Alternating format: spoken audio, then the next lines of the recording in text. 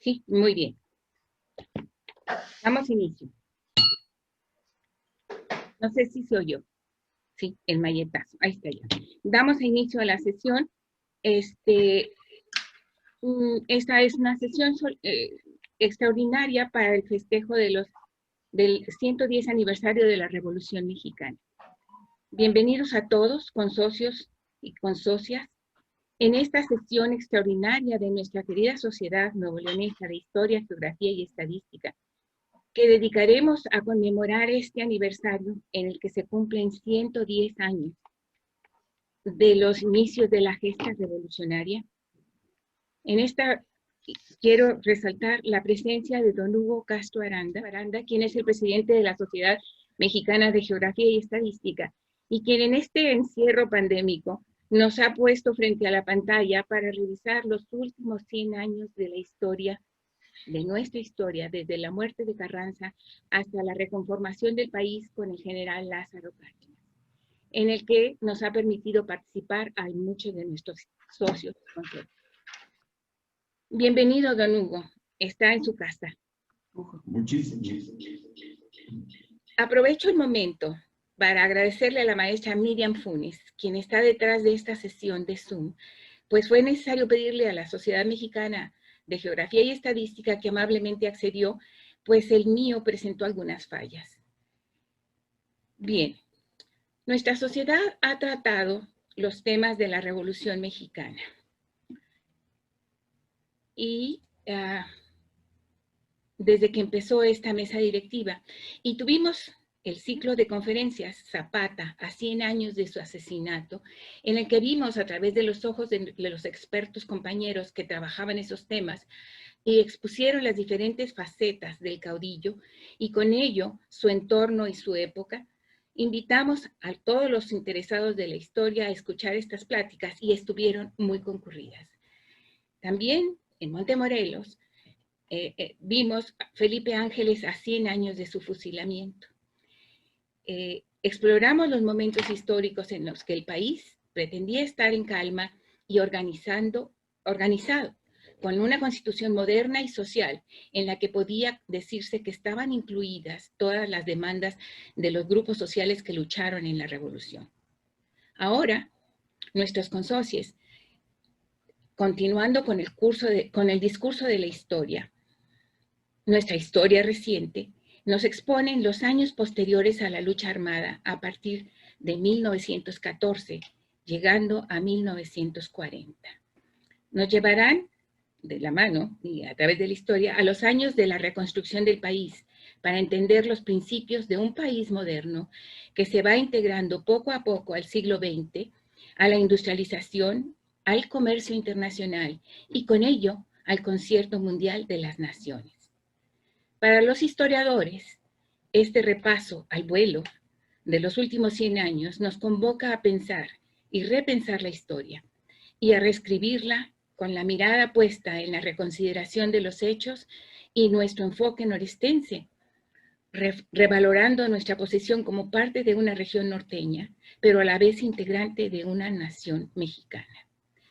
La nación mexicana y su historia, la historia escrita con H mayúscula, es una materia importante que nos ofrece la sabiduría para comprender nuestro presente y el potencial para imaginar y diseñar el futuro. Este encierro pandémico nos permite hacerlo y al volver a salir tengamos ya un proyecto acorde con un pasado heroico y un presente promisorio y que está de frente a la historia.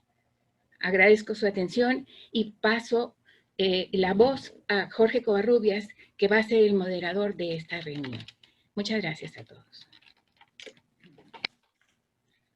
Muy bien. Con su permiso, señora presidenta, vamos a dar inicio al desarrollo del programa establecido para esta sesión de la Sociedad Nuevoleonesa de Historia, Geografía y Estadística. Me voy a permitir leer los nombres y los temas de los participantes. Precursores intelectuales de la Revolución Mexicana a cargo del licenciado Armando Leal Ríos. El proceso revolucionario de Madero a Obregón a cargo de la doctora Lucrecia Solano. La economía mexicana luego de la Revolución y en la reconstrucción a cargo del doctor Sócrates Rizo. Instituciones mexicanas de la reconstrucción a cargo del doctor José Roberto Mendirichaga. Presencia del general Lázaro Cárdenas en Nuevo León a cargo del licenciado César Lucio Coronado Hinojosa. Y finalmente el mensaje del licenciado Hugo Castro Aranda, presidente de la Sociedad Mexicana de Geografía y Estadística, Asociación Civil. Me voy a permitir entonces y en consecuencia darle la palabra al licenciado Armando Leal Ríos para que desarrolle su tema, no sin antes decir que él es licenciado en Historia por la Facultad de Filosofía y Letras de la Universidad Autónoma de Nuevo León, cronista de Linares desde 1987. Durante 20 años dirigió el periódico El Quijote.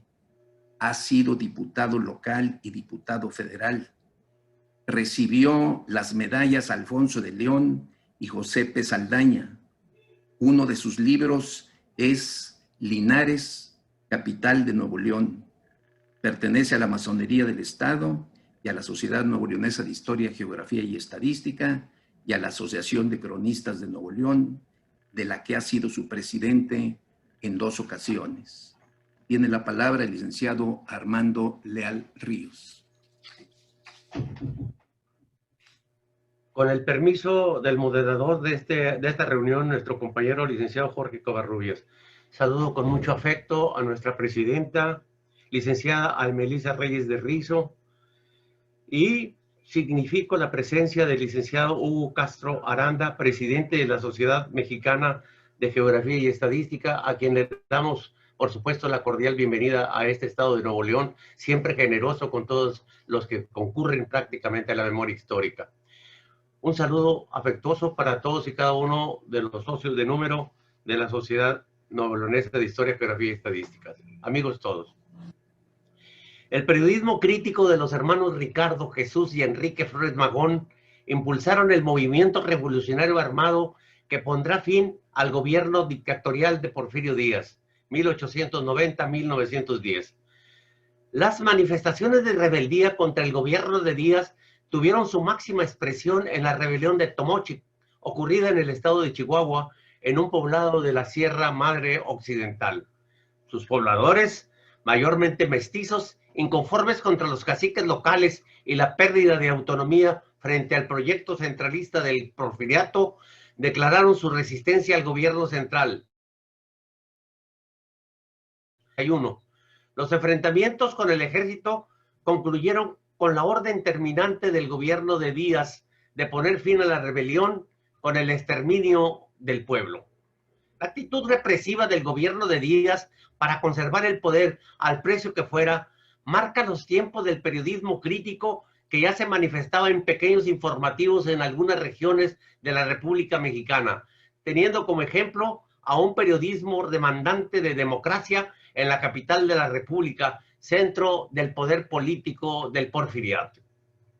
Periódicos como El Demócrata, Excelsior, Diario del Hogar, El Hijo del Aguizot, lugar de privilegio tendrá el periódico magonista Regeneración, editado en la Ciudad de México, San Antonio, Texas, San Luis, Missouri, Los Ángeles, California.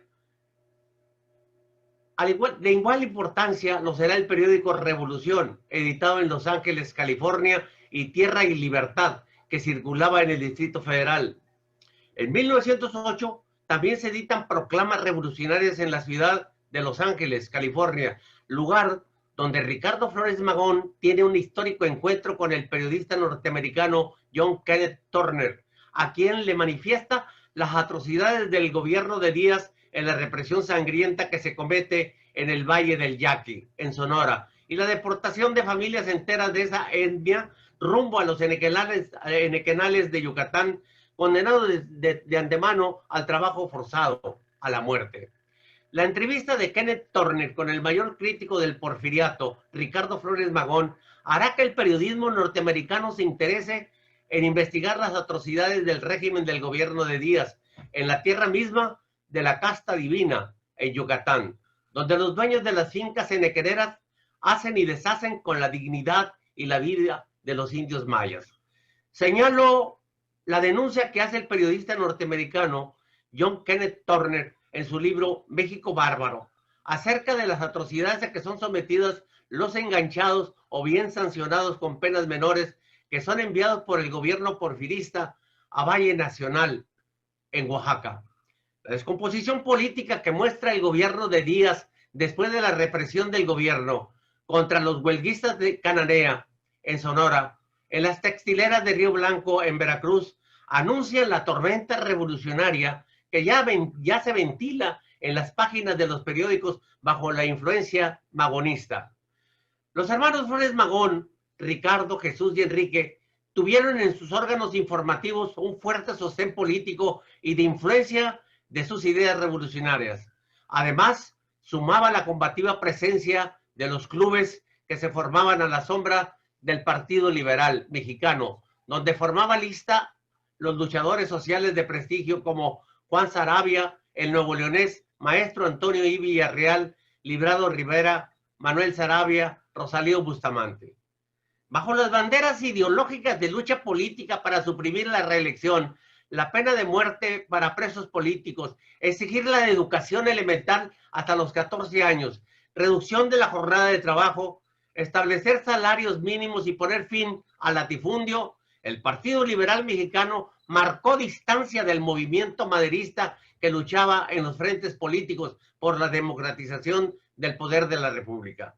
Los magonistas, bajo las banderas del socialismo utópico o revolucionario, combatían por una transformación radical en la política y en las conquistas legítimas para la clase trabajadora.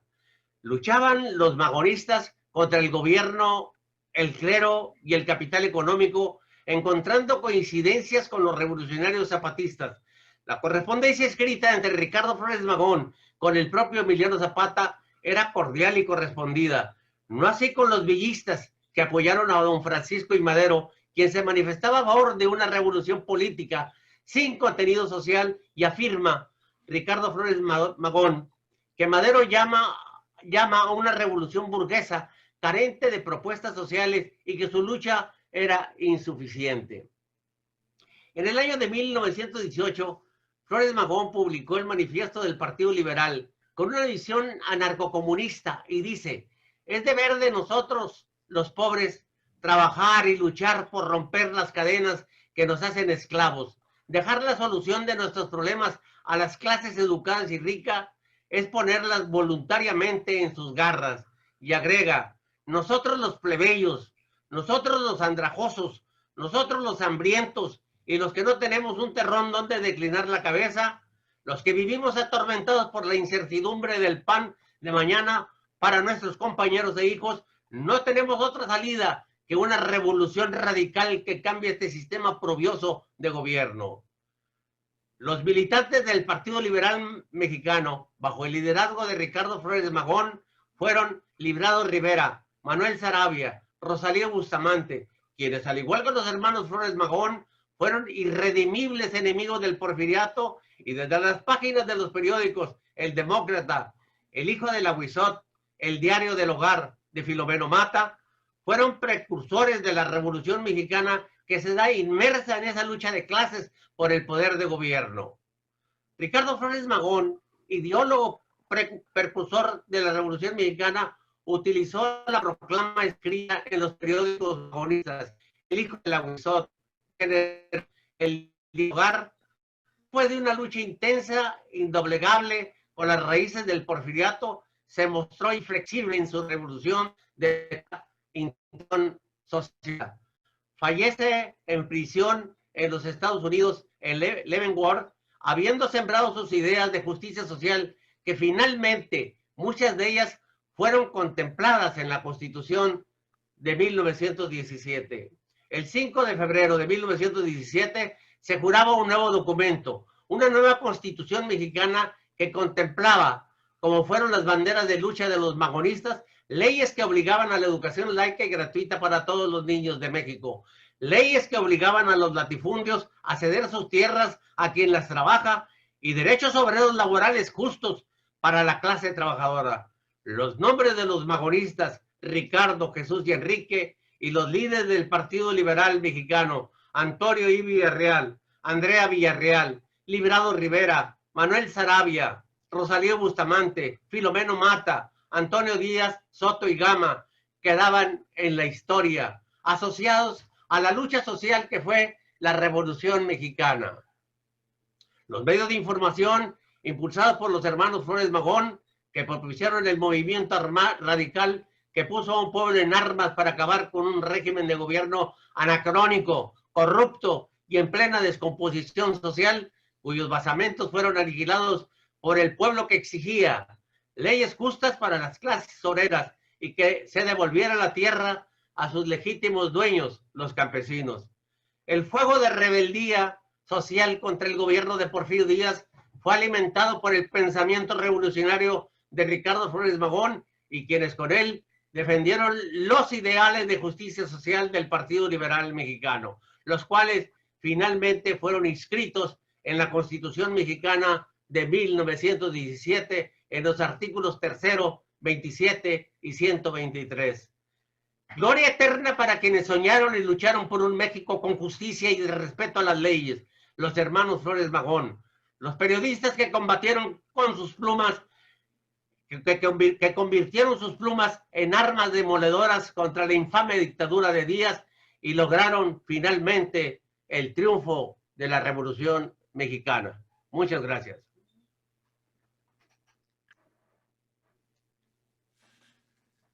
Muchas gracias, licenciado Armando Leal Ríos, por su participación.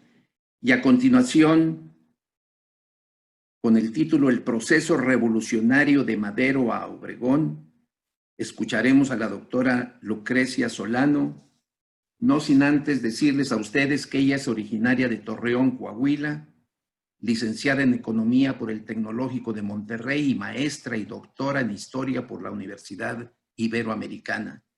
Además, cuenta con estudios completos del doctorado en América Latina por la Universidad de Houston y es socia fundadora del Centro de Extensión Universitaria Ibero Saltillo. Se ha dedicado a la docencia y a la investigación histórica. Tiene la palabra la doctora Lucrecia Solano. Muchas gracias. ¿Se me escucha? Sí. Buenos días. Buenos días a todos. Quiero agradecer antes que todo la invitación que se me hizo para participar en este foro. Gracias a Pepe Mendirichaga. Quiero felicitar a la maestra Melissa por su loable participación como presidenta de la sociedad y agradecer la presencia del licenciado Hugo Castro en esta sesión. Y procedo con mi plática. La Revolución Mexicana fue la primera revolución exitosa del siglo XX en el mundo.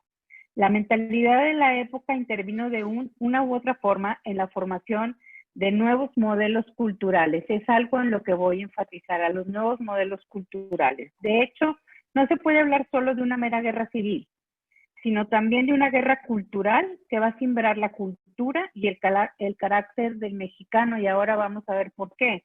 Se reconocerán los valores de los de abajo, que anteriormente ni siquiera existían en la mentalidad de la clase dominante. Ahora se hablará de una cultura mexicana. El autor Henry Schmidt, en Los intelectuales de la revolución desde otra perspectiva, en 1989, presenta cómo José Gaos mencionaba que la revolución había sorprendido tanto a los representantes del antiguo régimen como a los intelectuales que lo querían reformar. Me parece muy interesante esta idea porque se ha hablado mucho de cómo la revolución fue sorpresiva para todos. Habrá quien diga, por supuesto, que importantes revoluciones se dieron en el mundo en estas épocas. Tenemos como ejemplo la Revolución Rusa y la Revolución de Irán. Pero cronológicamente hablando, esta revolución, la muy nuestra, la Revolución Mexicana, inicia con la revuelta de Francisco y Madero, las vísperas de 1910. con la edición de su libro La sucesión presidencial de 1910. Es así como la primera década del siglo XX muestra las profundas contradicciones del porfiriato, en donde convivían la riqueza y la extrema pobreza y una excesiva concentración del ingreso. Ahora bien, como lo señala el doctor John Mason Hart, mi mentor de la Universidad de Houston, y cito sus palabras: la Revolución Mexicana no es un suceso aislado de su mundo contemporáneo. Es una lucha que provoca la crisis del antiguo régimen y señala el significado de la revolución como una defensa de la cultura, de la economía y de la independencia política de México. Y cómo esta misma lucha está inmersa en una crisis global y una ola de revueltas a nivel mundial. Encontramos dos tendencias al interior del proceso revolucionario, una que promovía cambios más bien de tipo político, como nos lo acaba de mencionar el maestro Armando, que está encabezada por Madero. Él lo que quería era sufragio efectivo, no reelección. Tenemos otra más bien de social y popular, que buscaba también cambios profundos, pero en lo social y en lo económico, que apoyaran a las clases menos privilegiadas, y esto estaba encabezada, esta tendencia, por Villa y por Zapata. Asimismo, algo fundamental en el desarrollo del proceso revolucionario fueron los excesos de concentración de la riqueza, como ya lo mencioné, y de poder por las élites metropolitanas, así como los extranjeros. Y ese es el punto fundamental que voy a señalar. Es como los extranjeros, que se manifestaban ampliamente en el elevado porcentaje de la inversión extranjera en nuestro país. La inversión extranjera en México en esos momentos de 1910 llegaba hasta el 90%, en minería y en petróleo principalmente, y también la cantidad de propiedades en manos de extranjeros, que fue de aproximadamente entre un 30 y un 40% de las propiedades mexicanas en manos de extranjeros. Por eso se habla de una revolución también cultural, por el exceso de la intervención extranjera. Estas cifras exorbitantes que explican el nacimiento del nacionalismo mexicano. El estatus de las élites locales estaba erosionado. Artesanos, trabajadores de la industria pequeña, agricultores y trabajadores agrarios durante la primera década del siglo habían provocado preocupación que se manifestaba de distintas maneras. Las élites disidentes se unieron a las masas en una guerra civil violenta y prolongada, en un estado de guerras continuas, convulsiones y guerra fratricida, en la que se recrudecieron los odios y se definieron en los campos de batalla. Es así como el estancamiento político, económico y cultural porfirista, junto con la omnipresencia de los extranjeros en el país y la debilidad del gobierno mexicano, dieron a luz este levantamiento popular sin precedentes en Occidente. El amanecer del siglo XX se caracterizó por la inestabilidad económica en múltiples rubros. Esto conllevó a protestas contra los privilegios de los extranjeros y la confianza en el régimen se vio afectada. Los salarios cayeron, la agricultura sufrió a causa de sequías importantes, al igual la industria textil. En el sector minero, el precio internacional de la plata cayó considerablemente, afectando la economía mexicana. El líder carismático, como ya lo mencionó el maestro Armando, Ricardo Flores Magón, generó un movimiento a favor de la democracia con seguidores en distintos sectores de México. Aún desde el extranjero, donde tuvo que ser exiliado a través de su periódico Regeneración, continuaron ataques al régimen dictatorial de Díaz. La revolución inicia en 1910, cuando Francisco I. Madero, proveniente de una élite coahuilense, que es otro tema que es fundamental, el origen de Madero, proveniente de una élite coahuilense terrateniente y empresarial, industrial y banquero, se lanzó como candidato a la presidencia de México, como un candidato opositor a Porfirio Díaz. Madero tenía un grupo importante, pero principalmente el Partido Liberal Mexicano de los hermanos Flores Magón. Lo demás ya lo sabemos. Díaz encarcela a Madero en San Luis Potosí, se escapa, huye a San Antonio, promulga el Plan de San Luis Potosí, un documento que prometía democracia, federalismo, proteger los derechos de los trabajadores y una reforma agraria. Estas promesas movilizaron a campesinos, trabajadores y algunos de la clase media. Grupos guerrilleros empezaron a pelear en Chihuahua, en Durango, en Morelos y pequeños grupos de maderistas en otras partes del país. En Ciudad Juárez, Madero y Díaz, Porfirio Díaz, alcanzan un acuerdo que proveía una transición del gobierno mediante elecciones y un gobierno interino. Madero fue elegido en las elecciones y tomó posesión como presidente en otoño de 1911. De inmediato, Madero, a los maderistas no les va a gustar lo que voy a decir, pero de inmediato Madero violó algunos principios básicos de su gobierno. A diferencia de Porfirio Díaz, que enriqueció a sus seguidores, Madero marginalizó a Orozco, a Villa y a Zapata y a los líderes del Partido Liberal Mexicano del norte de Chihuahua, dando prioridad a burócratas del gobierno, oficiales militares del antiguo régimen, así como élites regionales también del antiguo régimen. Al final, sus reformas democráticas y agrarias fueron muy débiles y no tuvo tiempo para institucionalizarlas. Es así como a menos de 3 semanas de haber tomado posesión, Madero, Zapata y sus aliados promulgan inmediatamente el Plan de Ayala el 11 de noviembre de 1911, acusando a Madero de traición e ineptitud. Muy rápido, iniciando su gobierno. Es en este punto donde uno puede preguntarse qué fue lo que movió al presidente Madero a licenciar el ejército revolucionario y conservar el ejército del gobierno derrocado. Este es otro punto neurálgico. ¿Fue ingenuidad o fueron otras razones que lo condujeron a tomar esa decisión que a final de cuentas le costó la vida? Una posible explicación es que una persona como Madero, de origen hacendado como lo fue, y al ver las hordas sociales que se desataron por la esperanza de su levantamiento, quizás tuvo miedo, no sabemos.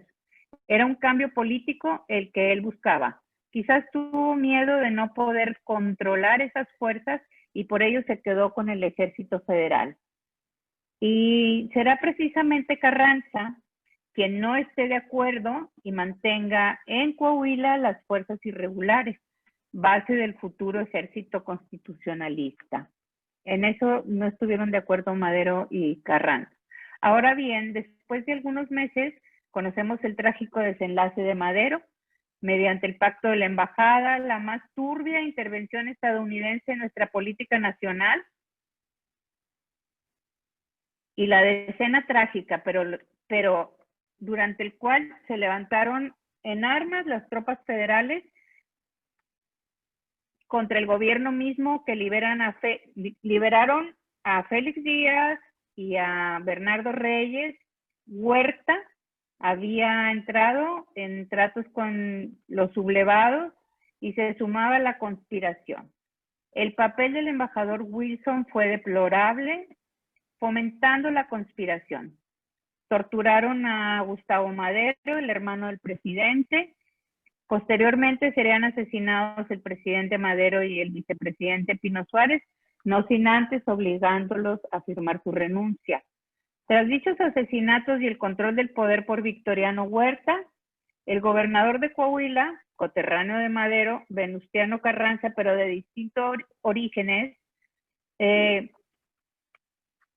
tenía experiencia en política local, en política federal, había desarrollado una visión de Estado en su trabajo previo, previa solicitud de anuencia al Congreso del Estado. Venustiano Carranza se lanza a convocar un plan para derrocar al presidente Huerta. El Plan de Guadalupe, discutido y escrito en la Hacienda de Guadalupe, Coahuila, el 26 de marzo del 13, del cual todos conocemos dicho plan. Dicho plan desconoce a Huerta como presidente de la República y a los poderes legislativo y judicial, así como a los gobiernos de los estados que estuvieran alineados con la administración huertista. Lo más relevante del Plan de Guadalupe es una importante frase de Carranza, en la cual solicita a los seguidores dejar a un lado las demandas sociales y económicas para concentrarnos por lo pronto única y exclusivamente en derrocar al usurpador. Hay una frase muy importante relacionada con esto. Del Plan de Guadalupe a la batalla de Zacatecas en junio de 1914, Venustiano Carranza se va perfilando como jefe de este nuevo ejército, denominado constitucionalista, porque en esta primera etapa lo que se buscaba era respetar la Constitución de 1857, ya que habían sido violados sus principios fundamentales con los asesinatos del presidente Madero y de Pino Suárez. Es así como los grupos revolucionarios se unen para derrocar a Huerta. Originalmente los Estados Unidos apoyaban a Huerta, pero no le reconocían totalmente su gobierno, por lo que buscó apoyo en Europa. Inglaterra envió armamento, mientras que los Estados Unidos alegaban daños en contra de los ciudadanos e intervenciones estadounidenses, por lo que decidieron ocupar el puerto de Veracruz en abril de 1914. Inglaterra, Alemania y Estados Unidos, todos tras los recursos petroleros mexicanos, como siempre han estado desde 100 años antes del movimiento de la Revolución. También estaba Inglaterra, Estados Unidos aquí en el Golfo de México esperando tomar el país. Será hasta 1917 que Estados Unidos intervenga en la Primera Guerra Mundial, perdón. Huerta renuncia a la presidencia en 1914 y en su lugar entra Francisco Carvajal. Deberemos recordar que estos momentos, así como los comunicados y las acciones entre países, son fundamentales, ya que el petróleo mexicano está jugando un papel central entre todas estas negociaciones. El petróleo que también se requería para la Primera Guerra. Mediante los tratados de Teoloyucan, que se firmaron el 13 de agosto de 1914, en Teoloyucan, México, entre los generales Obregón, por parte del Ejército Constitucionalista, y Gustavo Salas, por lo que respecta a los federales, se dio la disolución del Ejército Federal, lo que significó un triunfo definitivo de la Revolución Mexicana, de la Revolución Constitucionalista. Punto neurálgico en el desarrollo de la Revolución. Punto neurálgico en el desarrollo de la Revolución. Para todos aquellos historiadores que se cuestionan si fue revolución, si fueron revueltas, si fueron guerrillas, este punto, el de la disolución del Ejército Federal, es la clave para comprender los alcances de la Revolución Mexicana y la subsecuente entrada de Obregón a la Ciudad de México como jefe militar. Los grupos revolucionarios de Villa, de Zapata y de Carranza tuvieron problemas entre ellos. Zapata desconoce los tratados de Carranza, Carranza no acepta el plan de Ayala, Carranza a su vez desconfía de Villa por su rebeldía y autonomía. Lo quiere destinar como jefe de la destituir como jefe de la División del Norte. De una fracasada convención en la Ciudad de México, se convoca a la Convención de Aguascalientes con la intención de dirimir diferencias entre los tres, el 16 de octubre de 1914. La convención nombra presidente a Eulalio Gutiérrez, quien renuncia a los 2 meses. A él le sigue Roque González Garza, quien también renuncia. Mientras, en Veracruz, Carranza y Obregón se mantienen firmes con el apoyo de Estados Unidos del gobierno de Wilson. Es importante saber que hubo cambio de presidente en Estados Unidos del 13 al 14, por eso empezaron a tener una mejor relación con Venustiano Carranza y empezaron a dejar a Huerta a un lado. Después de varias y crueles batallas, la División del Norte fue derrotada por el Ejército Constitucionalista dirigido en estas batallas del Bajío por Álvaro Obregón. Villa quiso tomar Sonora y Chihuahua, pero también fue derrotado. A pesar de estos momentos, el camino queda allanado para el Congreso Constituyente. La discusión del proyecto de Constitución se discutirá desde finales de 1916 y se firmará formalmente el 5 de febrero de 1917 con los puntos constitucionales más sobresalientes de la época: derechos sociales, garantías individuales, seguridad sobre la tenencia de la tierra, la propiedad del subsuelo es de la nación, que va a ser algo fundamental. Con ello, Carranza se lanza como candidato a la presidencia de la República e inicia un periodo constitucional el 1 de diciembre de 1917 hasta su fatídico asesinato la madrugada del 21 de mayo de 1920. Para concluir, desde el Plan de Agua Prieta, en abril de 1920, que alerta a Carranza, y es además coyuntura que mostrará el declive del poder de Venustiano Carranza hasta la presidencia de Álvaro Obregón el 1 de diciembre de 1920, y ya tendremos a nuestros compañeros que nos empezarán a hablar a partir de Álvaro Obregón. Muchas gracias por su atención. Muchas gracias a la doctora Lucrecia Solano por su participación, y a continuación escucharemos el tema a cargo del doctor Sócrates Rizo, titulado La economía mexicana luego de la Revolución y en la reconstrucción, no sin antes decir que el doctor Rizo García es licenciado en Economía por la Universidad Autónoma de Nuevo León, con maestría en el Colegio de México y candidato a doctor por la Universidad de Chicago.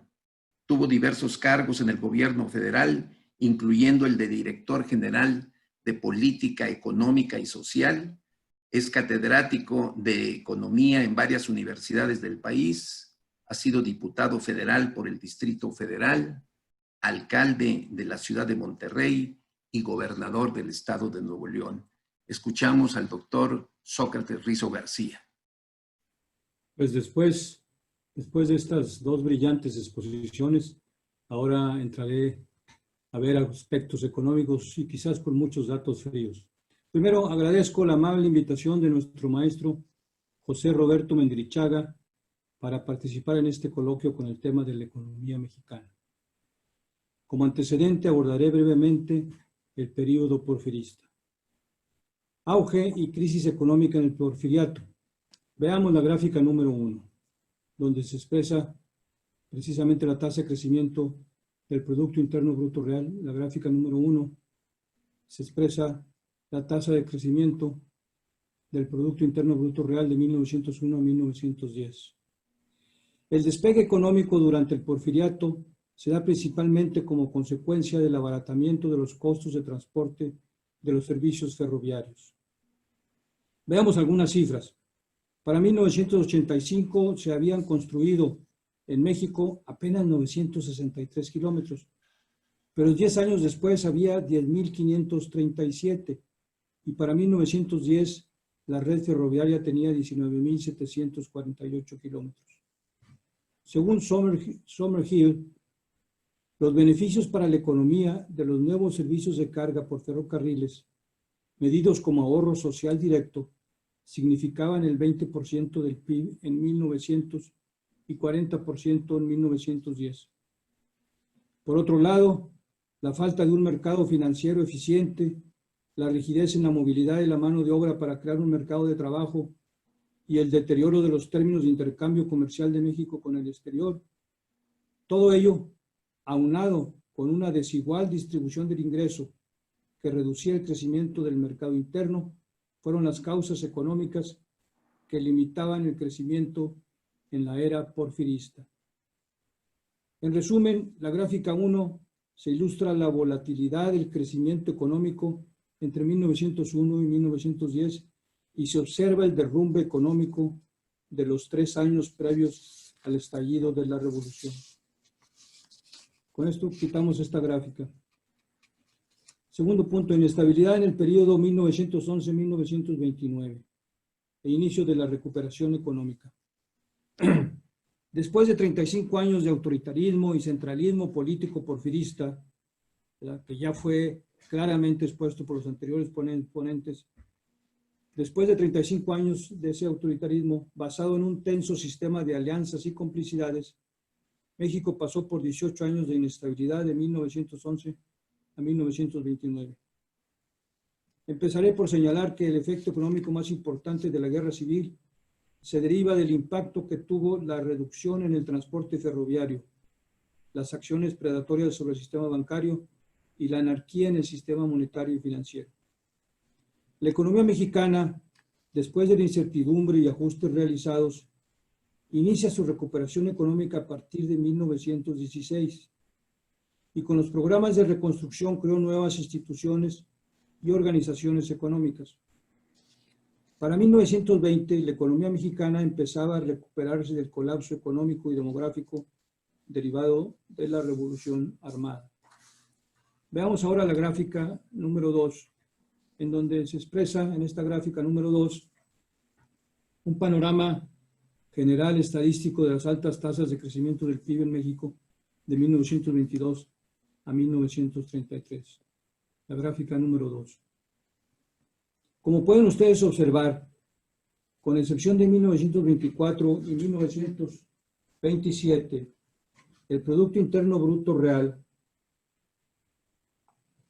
tuvo tasas de crecimiento positivas, pero tuvimos una fuerte caída de 3.7% en el año de la Gran Depresión de Estados Unidos, la de 1929. Y un año después, en 1930, el Producto Interno Bruto, la tasa de crecimiento del Producto Interno Bruto, se derrumbó en 6.6%.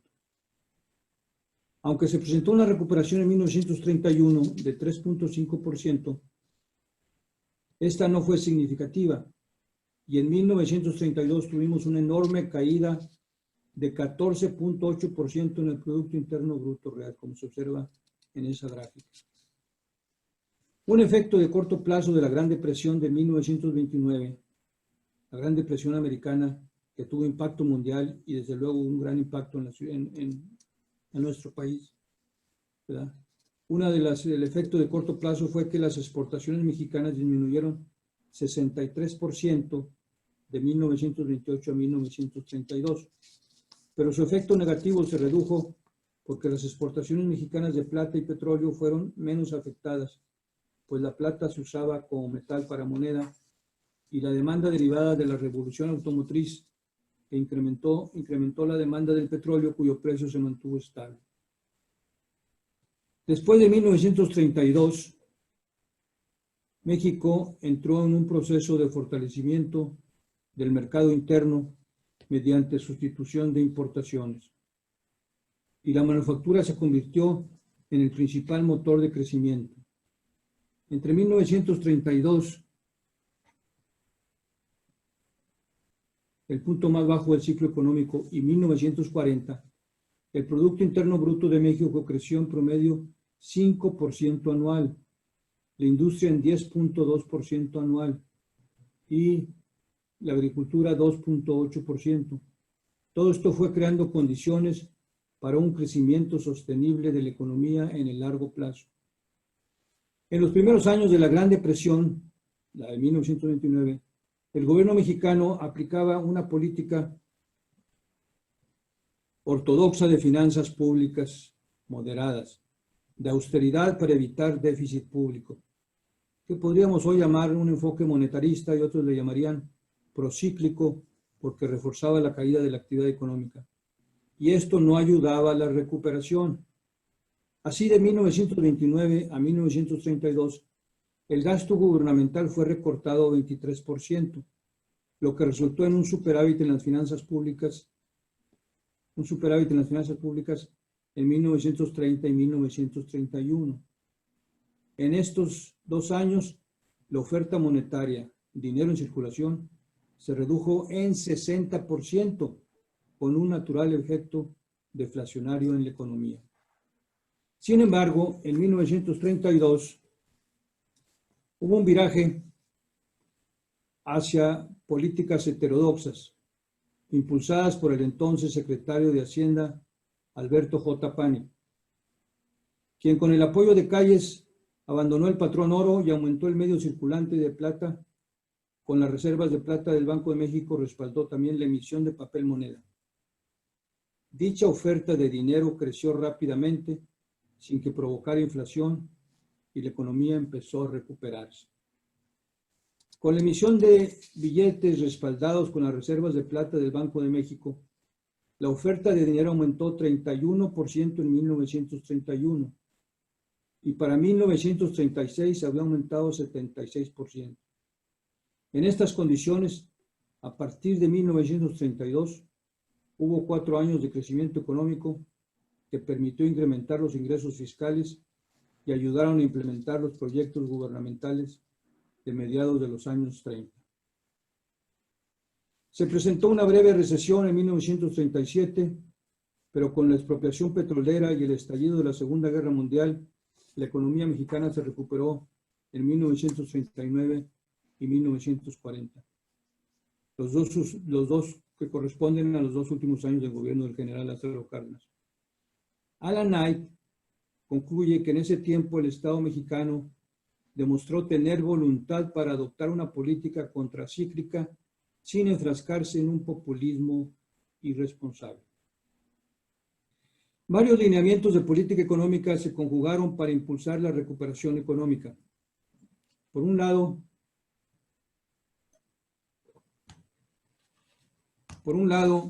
la reforma agraria y las reformas laborales.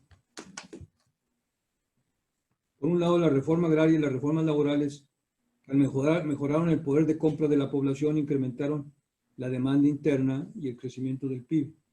Por otro lado, México se va sumando a la corriente y práctica de políticas vinculadas al nacionalismo y proteccionismo económico que se desarrollaban en diversas partes del mundo como respuesta para la recuperación del efecto de la Gran Depresión de 1929, pero que tuvo un efecto durante muchos años.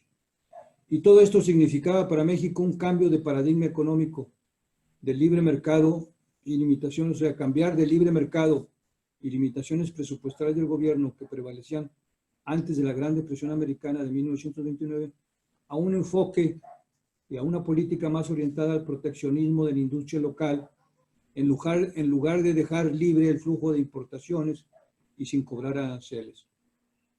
Se van incrementando los aranceles a las importaciones, se reduce la promoción a la inversión extranjera. Un caso sobresaliente del paradigma del nacionalismo económico es sin duda la expropiación petrolera de marzo de 1938, que fue reforzada por la activa organización de los trabajadores sindicalizados y con ella se crea la primera empresa petrolera paraestatal. Por otro lado, el sector minero, aunque era muy importante, no sufrió cambios significativos.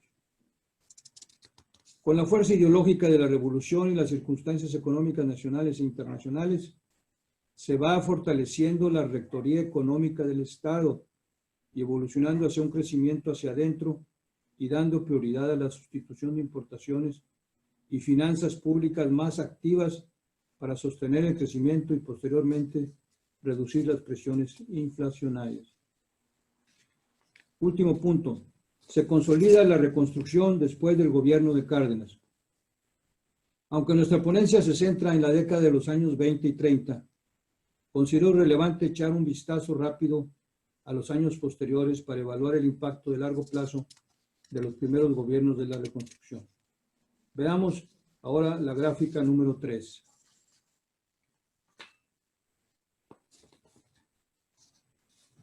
En esta gráfica se describen las tasas de crecimiento del Producto Interno Bruto Real de 1935 a 1970. En dicha gráfica podemos distinguir, como ustedes pueden ver,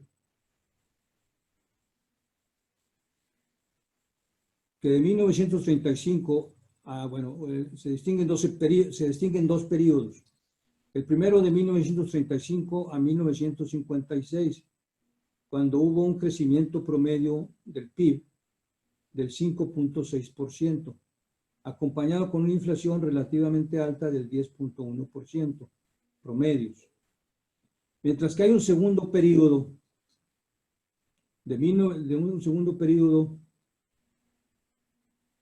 anual en un periodo, segundo periodo, en donde observamos, ¿verdad?, una inflación de solo 2.5%, ¿verdad?, y el crecimiento promedio anual de 6.7% en este segundo periodo que ustedes observan aquí, ¿verdad? A este último periodo, con inflación muy baja y alto nivel de crecimiento, 6.7% promedio, se le conoce en ocasiones como desarrollo estabilizador, que es un crecimiento con estabilidad de precios y de la tasa de cambio. En esto último, recordemos que la paridad cambiaria, y creo que muchos lo recordamos por nuestras edades, que la paridad cambiaria se mantuvo estable durante 18 años, 12.50 pesos por dólar, de 1958 hasta 1976. Sin embargo, el modelo exitoso que hemos observado, sobre todo en esta segunda etapa, se fue agotando al recurrirse más al proteccionismo para mantener las utilidades empresariales, descuidando el promover la competencia para incentivar cambios tecnológicos y administrativos que incrementaran la productividad. Adicionalmente, para compensar el deterioro de las utilidades, se mantuvieron los subsidios mediante precios controlados de las paraestatales, de lo que producían las paraestatales del gobierno. Y con esto ocasionaron también problemas de finanzas públicas. El auge petrolero durante el gobierno de José López Portillo permitió sobrevivir y creó la ilusión de administrar la abundancia, que permitió mantener los subsidios ineficientes y provocó derroches en el gasto público. Esto terminó en crisis y finalmente el presidente recurrió a la nacionalización bancaria y al control general de cambios de las divisas. Posteriormente, con Miguel de la Madrid Hurtado, se inició una nueva etapa de apertura comercial, privatizaciones y promoción de la inversión extranjera, siguiendo las nuevas tendencias internacionales de avance hacia una economía de libre mercado, productividad o privatización de las empresas públicas y una política macroeconómica de estabilización. Y con esto termino. Esto permitió superar el agotamiento del modelo anterior. Sin embargo, no ha permitido recuperar el crecimiento económico, como puede observarse, veámoslo en la gráfica número 4.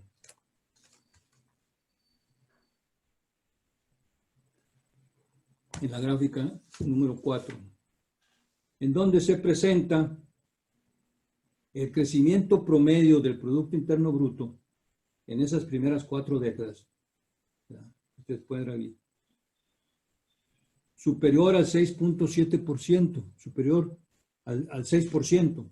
Hubo un año, inclusive en una década, de 6.7, 6.08, 6.15, 6.5, 6.7. Durante 40 años tuvimos crecimientos superiores al 6%. Pero si observamos las siguientes 3 décadas, ¿verdad?, observamos un crecimiento muy bajo.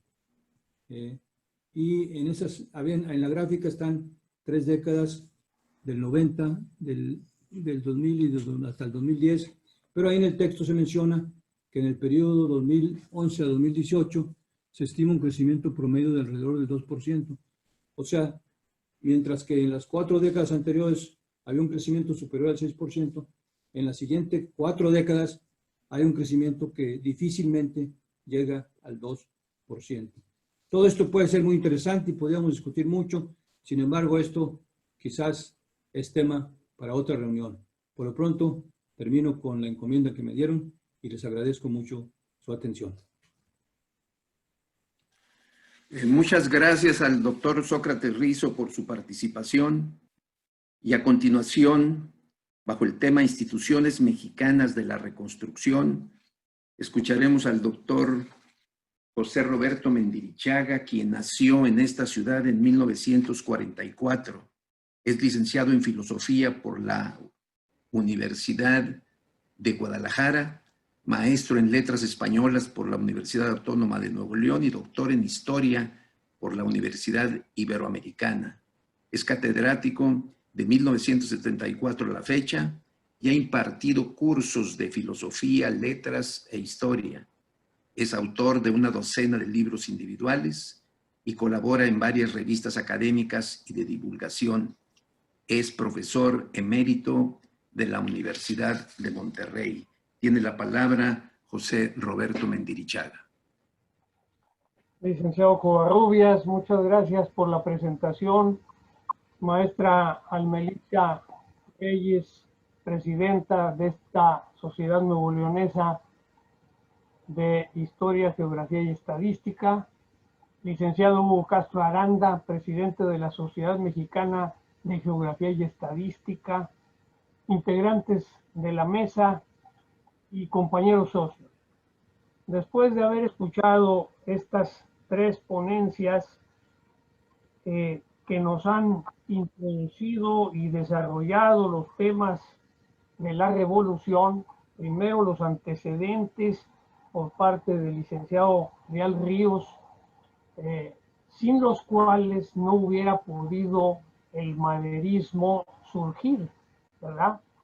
Sin ese apoyo no era posible que Madero hubiera fundado clubes antirreeleccionistas en todo el país, sin este apoyo interno y externo de aquellos mexicanos que desde el extranjero también apoyaron los Estados Unidos, como fueron los hermanos Flores Magón.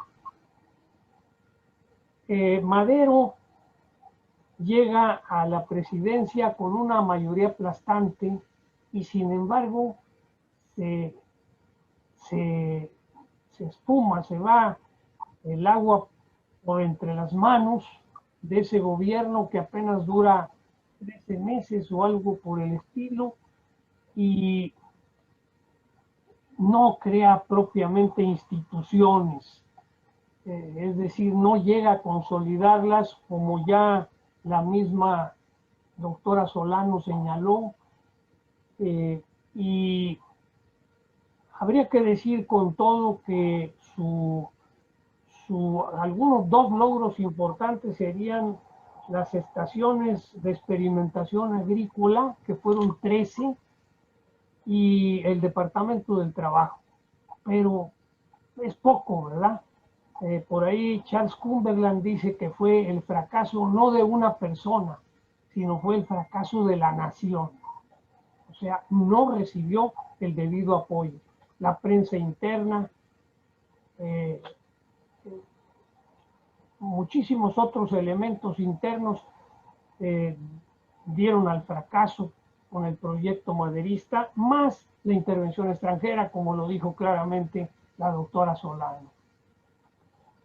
Hay un periodo igualmente corto, que es el de Victoriano Huerta, que no deja instituciones. Es decir, a pesar de que tenía un magnífico gabinete, no lo escucha y viene la dictadura abierta desde arriba, terrible, contra el pueblo mexicano y contra aquellos individuos que pugnaban por un cambio radical político, económico y social.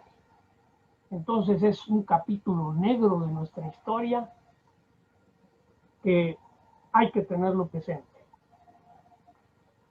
Viene Carranza, que con su plan de Guadalupe, que ya expresó, que ya definió Lucrecia Solano, da los apuntes hacia una constitución, hacia pasar de un país de caudillos a un país de instituciones. Y entonces la labor de Carranza va a ser sumamente interesante, como lo ha analizado la historiadora Josefina Moguel Flores en su trabajo biográfico sobre Carranza,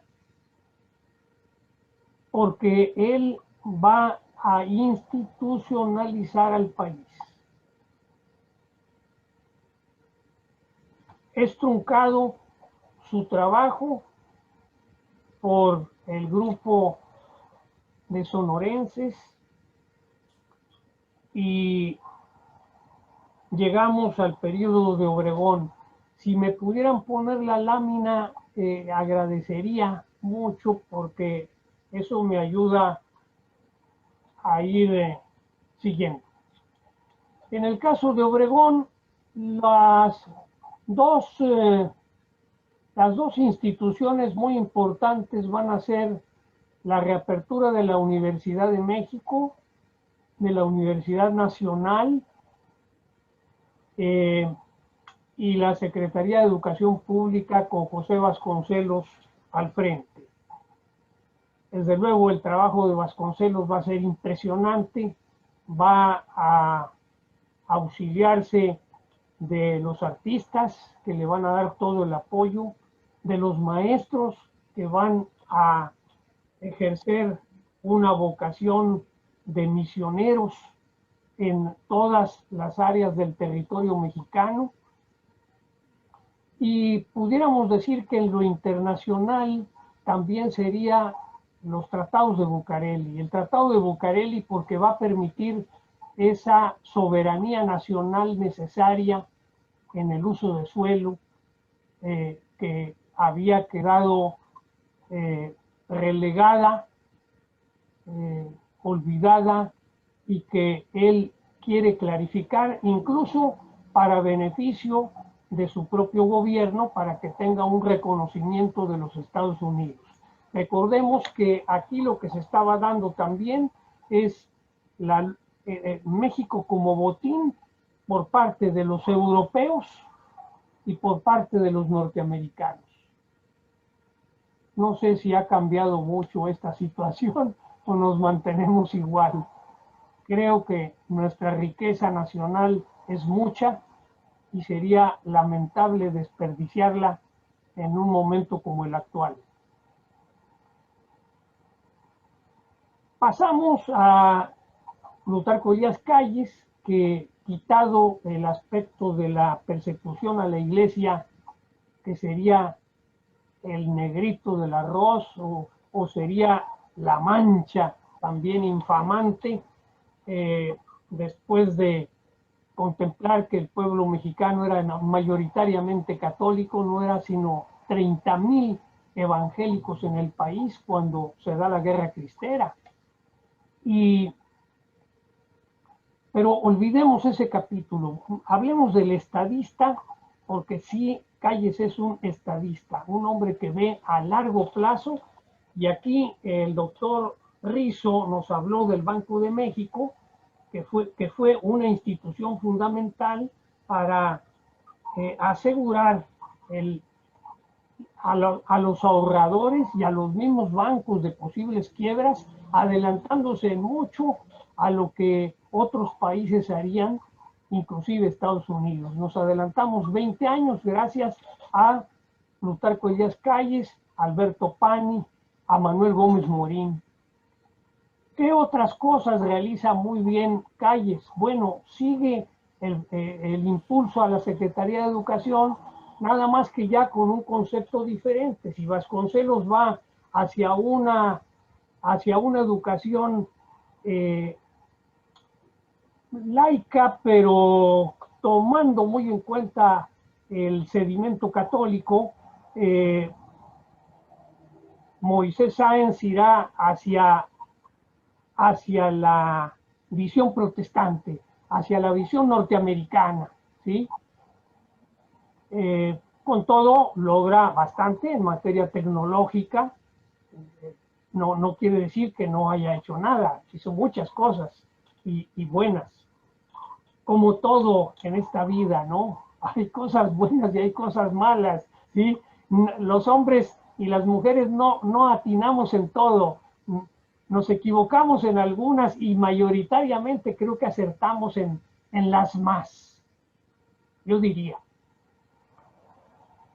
En cuanto a otras instituciones, la Ley Federal de Irrigación, la Ley Petrolera, que va ya abonando el terreno para esa independencia que se logrará ya con Lázaro Cárdenas, los bancos agrícolas ejidales y la preparación para el fin del conflicto religioso, puesto que él se hace a un lado y dice: Ortez Gil, entra tú, por favor. Y vamos a la siguiente lámina o a la continuación de la misma, agradeciéndole a la maestra Miriam Funes su amabilidad, que es la que está presentando esto desde la Sociedad Mexicana de Geografía y Estadística. Con Portes Gil,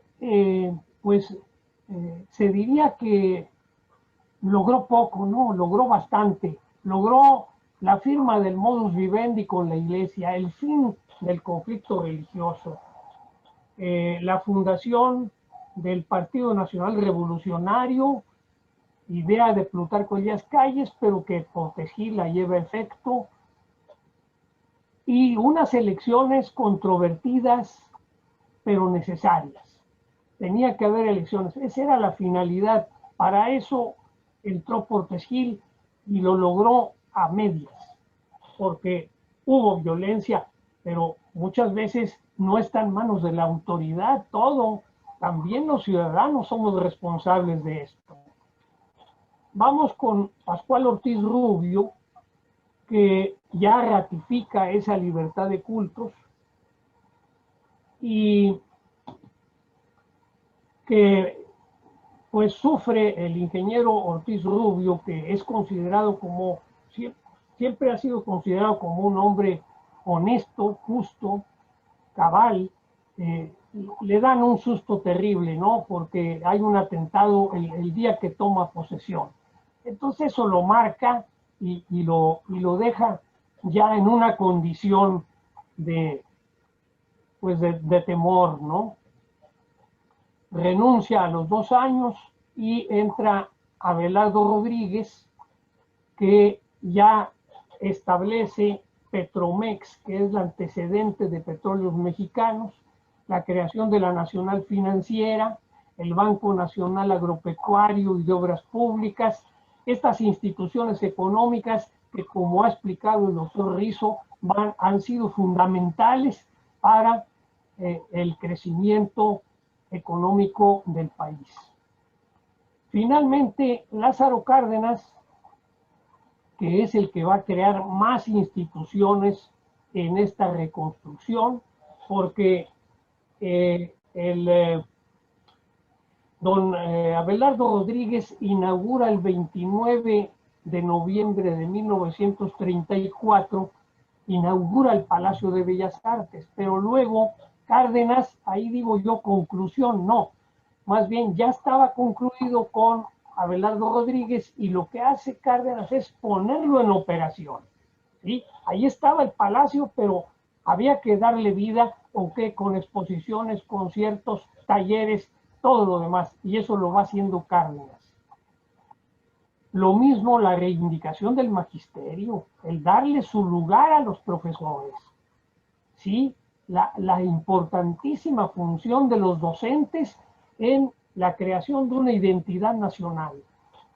El reparto agrario en materia social, fundamental, va a ser un periodo en el que, el periodo que más va a repartir tierra.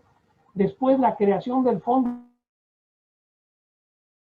de 34, aprovechando la inmigración de los españoles republicanos y dándoles asilo y cobijo en un acto humanitario sin precedentes. La fundación de la Casa de España con muchos de estos profesores e investigadores que luego deriva en el Colegio de México, con Alfonso Reyes como su presidente y Daniel Cosío Villegas como su director. El Instituto Politécnico Nacional, y aquí hago un comercial, qué magnífico canal, el canal 11, está estupendo, ¿sí? La nacionalización del petróleo, el acto fundamental, lo que nos permite ya una soberanía plena que lamentablemente vamos perdiendo a causa de la deuda de la compañía nacional, ¿sí? De la compañía estatal y su problema.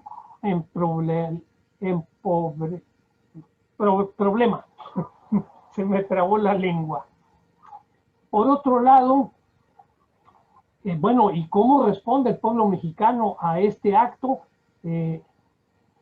dando en los estados y en la capital dinero, joyas, todo el apoyo, animalitos, todo para poder ayudar a liquidar a las transnacionales.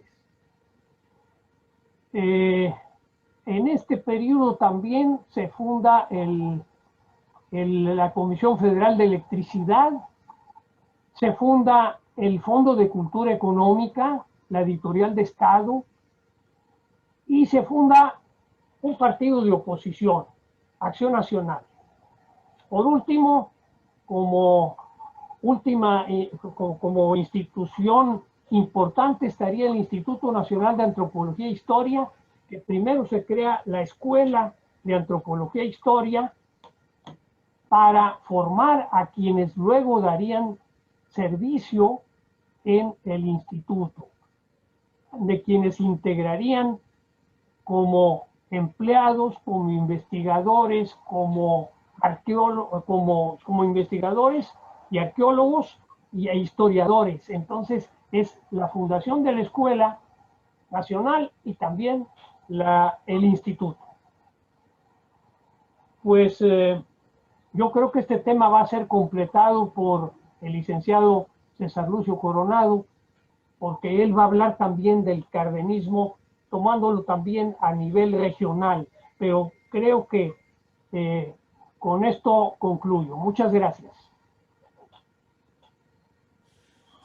Muchas gracias al doctor José Roberto Mendirichaga por su participación, y a continuación, para abordar el tema presencia del general Lázaro Cárdenas en Nuevo León,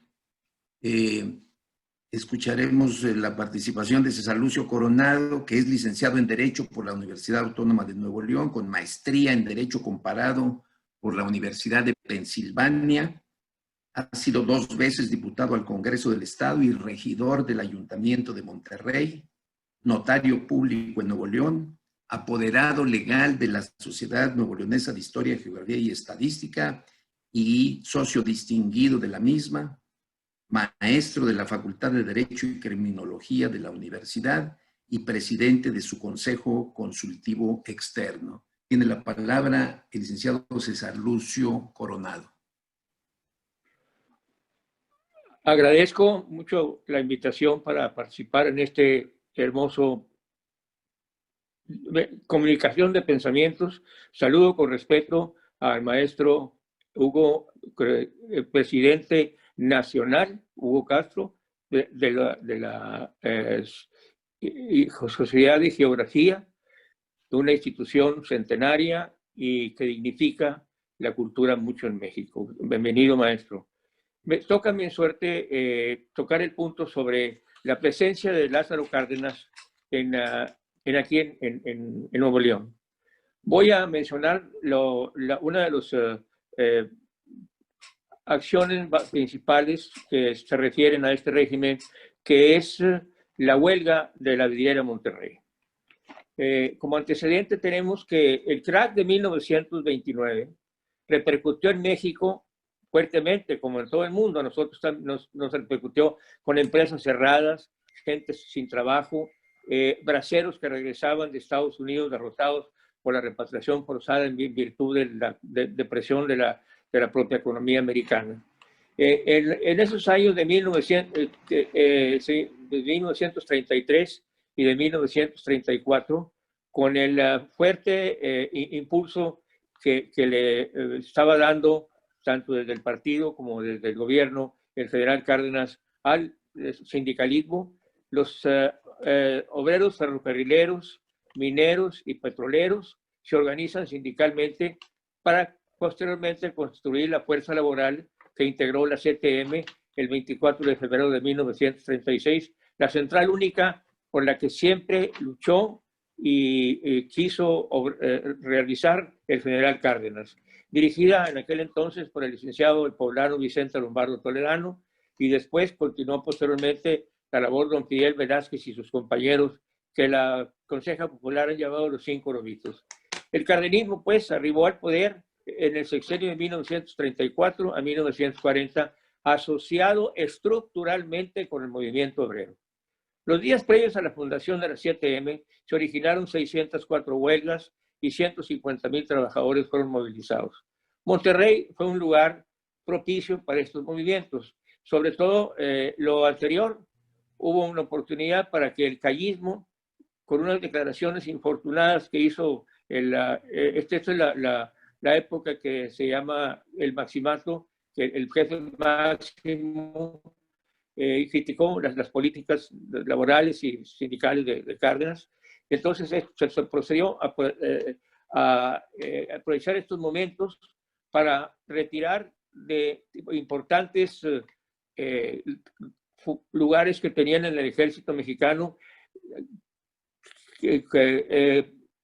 cardenistas, y para la expulsión en el año 1936 del jefe máximo y algunos de sus dirigentes, entre ellos Luis N. Morones de la CROM.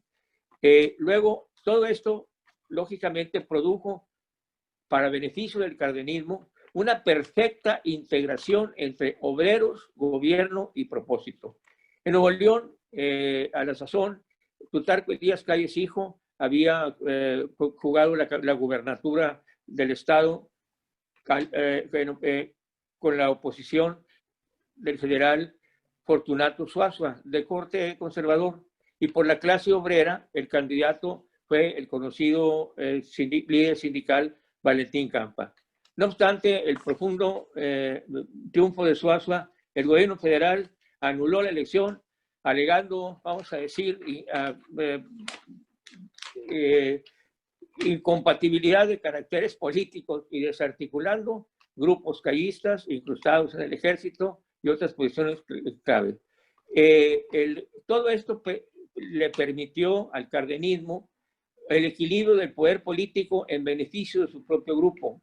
Este equilibrio del poder político contrajo ya la ventaja de poder realizar todas las reformas con más entereza y propiedad. Por consejo del general Francisco J. Mújica, Cárdenas nombró gobernador provisional del estado al general Gregorio Morales Sánchez, quien actuó del 4 de octubre de 1935 al 30 de abril de 1936. Como estamos viendo, el año 1935 fue pródigo en situaciones que se reflejaron aquí en el estado. El 7 de septiembre de 1935, el general Anacleto Guerrero Guajardo acepta la candidatura. Me faltaba señalar que la candidatura de Calles hijo fue patrocinada también por el PNR, el partido antecedente del partido del actual PRI. De nuevo, el PNR postula al general Anacleto Guerrero Guajardo con sus siglas, acepta la candidatura para contender de nuevo con Fortunato Suazua del Partido Liberal Neolonés, resultando triunfante el general Anacleto Guerrero. Entre tanto, la clase patronal estaba preocupada. En primer lugar, había protestado siempre por la promulgación en 1931 de la Ley Federal del Trabajo. Y luego, pues, la fuerte unidad y movilización que había entre la clase obrera y el presidente de la República. Empezaron por exigir la renuncia del presidente de la Junta de Conciliación y Arbitraje, alegando que cuando abogado litigaba, pues había representado obreros en contra de sus empresas.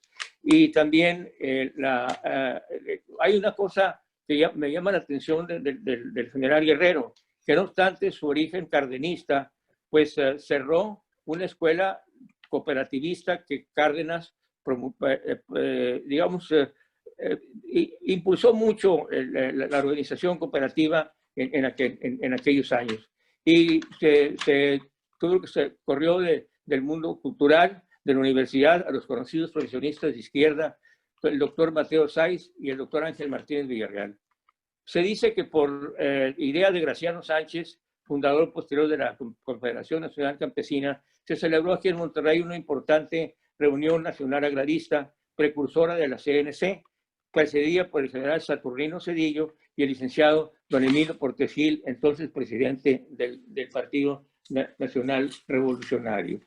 En noviembre 17 de 1935 hubo algunos enfrentamientos políticos entre Guerrero y los seguidores de Suazua, que no llegaron a mucho, pero sí estuvo bastante, concurrida y atendida esta elección. Quise hacer este premio para contextualizar el ambiente o el medio que rodeaba el inicio de esta huelga de la vidriera. Esta vorágine dio origen a la creación del Comité Regional de Defensa Proletaria. Estos comités regionales de defensa proletaria se formaron en los estados de todo el país para precisamente tener organizaciones que representaran a los obreros y ayudaran en la lucha por la reivindicación de los derechos del proletariado. Esta fue integrada aquí en Nuevo León por el Sindicato Ferrocarrilero de la República Mexicana, la Confederación Sindical Unitaria, la Federación Regional de Obreros y Campesinos. Tuvo mucha actividad beligerante en materia de fuerza laboral. Fue dirigida por nuestro conocido maestro y aguerrido dirigente magisterial, el maestro don Atenedoro Colunga. Esta organización permaneció vigente, activa y actuante desde hasta el 24 de febrero de 1936, fecha fundacional de la CTM, razón para la cual se había formado esta propia organización. El 25 de enero de 1936, a través de la autoridad laboral, este Comité de Defensa Regional Proletaria establece controversia a la vidriera Monterrey, controversia para la titularidad del contrato colectivo de trabajo. Vidriera tenía un sindicato blanco, como se llamaba en aquel entonces, y de los años 34 y 35 ya había revisado su contrato colectivo. Se le dieron 6 días a la Junta para que contestara lo que conviniera. Ante el silencio de la Junta, pues la empresa, previo emplazamiento de huelga, el 1 y el 2 de febrero de 1936, se procedió a lo que señala la ley, el recuento de los obreros, de los 1.600 obreros de Vidriera Monterrey, resultando 767 votos a favor y 690 en contra de la huelga. Por lo tanto, se declara la huelga el 3 de febrero legalmente constituida e instalada de 1936. El 5 de febrero de 1936, la clase patronal organiza una macro manifestación en contra, pues volvemos a lo mismo, la promulgación de la ley obrera de 1931. Alegaban que las autoridades laborales estaban prefiriendo el lado obrero, y que también algunos ministros de la Corte resultaron implicados por resoluciones que habían llegado hasta allá. También se protestó por el otorgamiento de unas concesiones de servicios locales de transporte municipal, digamos, porque alegaban que se había formado una organización integrada por choferes cardenistas, y esto también les molestó a la clase patronal. Y una acción típica de estos años, la clase patronal originó la Acción Cívica Nacionalista, que era un órgano de agitación política al servicio de sus propios intereses. Algunos historiadores consideran esta Acción Cívica Nacionalista como el antecedente del Partido de Acción Nacional. Yo en lo personal creo que la ambición, el deseo de Gómez Morín, el excelente abogado, el hombre que ayudó mucho también al sistema mexicano, creando instituciones muy importantes desde el punto de vista del derecho mercantil.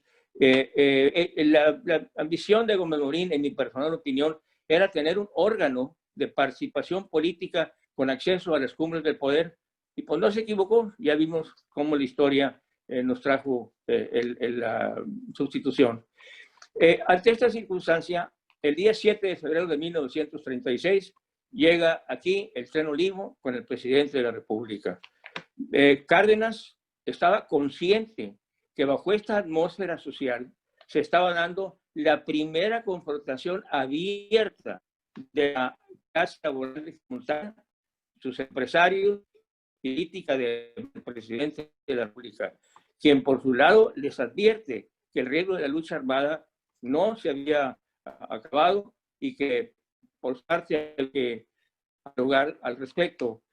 Los patrones contestaron con un paro técnico. Las crónicas de la época señalan que los andenes de la estación del Golfo estaban llenos de gente que quería saludar al presidente que estuvo aquí, y se organizó un meeting de apoyo. Las antecedentes afirman que hubo 60,000 gentes presentes en apoyo de la política cardenista. Debo señalar que, dada la situación tan, perdónenme el término, tan caliente como estaba, el 29 de julio de 1936, un grupo de cardenistas había convocado a una manifestación, a una marcha, para protestar por una cosa que el general Cárdenas peleó internacionalmente y que México se lució entre muchos países del mundo en esa vez, la invasión de Abisinia por parte de Mussolini del gobierno italiano. Este fue el pretexto, la razón de esta marcha. Al terminar esta marcha, cuando el grupo de republicanos, digamos cardenistas, se iba retirando por la calle Suazua, esto se celebró ahí en las escaleras, prácticamente en las escaleras del Casino de Monterrey. Pasaron por un edificio que ocupaba esta acción cívica nacionalista que les digo, y donde estaban muchos de sus socios, patrones, abogados patronales, casualmente, y lo recibieron lanzándoles ladrillos, pero también balazos. Murieron 3 dirigentes obreros y un famoso obrero, Tomás Cueva, famoso aquí entre nosotros, también resultó herido. Intervino la autoridad, detuvo a los patrones y a sus abogados patronales, se los llevó al edificio de la penitenciaría, que en ese entonces estaba donde es ahora la Alameda Mariano Escobedo. ¿Por qué se lo llevó ahí? Porque esto pues enardeció a las masas, las muertes de los dirigentes, los heridos, y ahí estuvieron. Pero enseguida llegaron camiones de la 7ª Zona Militar y se los llevaron a la 7ª Zona Militar. Y hay que aclarar o comentar que el comandante de la 7ª Zona Militar era el general Juan Andreu Almazán, que en el año de 1940 jugó en contra de Manuel Ávila Camacho la presidencia de la República, el general Almazán. Yo creo que ahí fue donde se encariñó con ellos, o no sé, es una mera observación. A Cárdenas habló con todos los estratos del tejido social de aquí de Nuevo León, consciente de que estaba en esta etapa. Su propósito primario era afianzar las estructuras post-revolucionarias, que lo logró, como ya lo hemos visto con todo lo que han mencionado mis compañeros que han hecho uso de la palabra tan atinada y brillantemente en esta ocasión. Aparecieron, claro, movimientos progresistas, múltiples reformas legales. Para mí, el periodo cardenista es uno de los 4 que tuvo la revolución. La primera fue la revolución maderista, después la carrancista, después la de los obregonistas, sonorenses, Obregón y Calles, y después la de Cárdenas. Porque la de Cárdenas estructura realmente las cosas del gobierno, del nuevo gobierno que estaba ya en vías de desarrollo, y da la pauta para continuar. Por ejemplo, una política que siguió Cárdenas, que la menciono rápidamente, la política de importación, de sustitución de importaciones, para que el régimen que continuó pudiera tener Ávila Camacho la posibilidad de iniciar lo que se ha llamado, lo que yo llamo la época del desarrollismo, que llega hasta Díaz Ordaz en 1970. Aquí Cárdenas anuncia sus históricos famosos 14 puntos de la política obrera, en donde señala que los patrones no tienen por qué intervenir para nada en la vida de los obreros, que él no tiene ninguna simpatía por ninguno de los sindicatos y que les pedía que aprendieran la lección.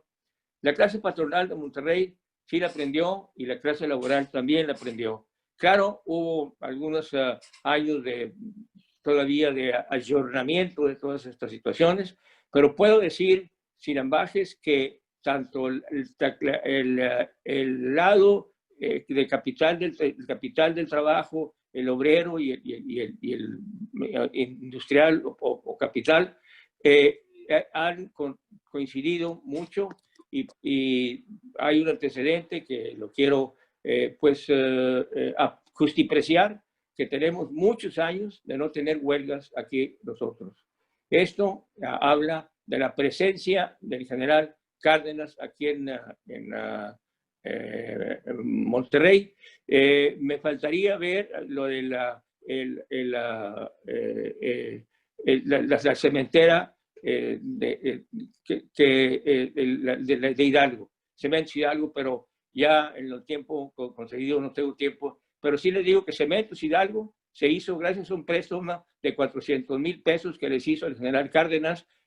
Tan es así que en 1946 se firma la cooperativa de Cementos Hidalgo y el invitado principal en el Palacio Nacional fue el general Cárdenas. Y no cabía la gente no fue a ver al general Cárdenas actuando otra vez.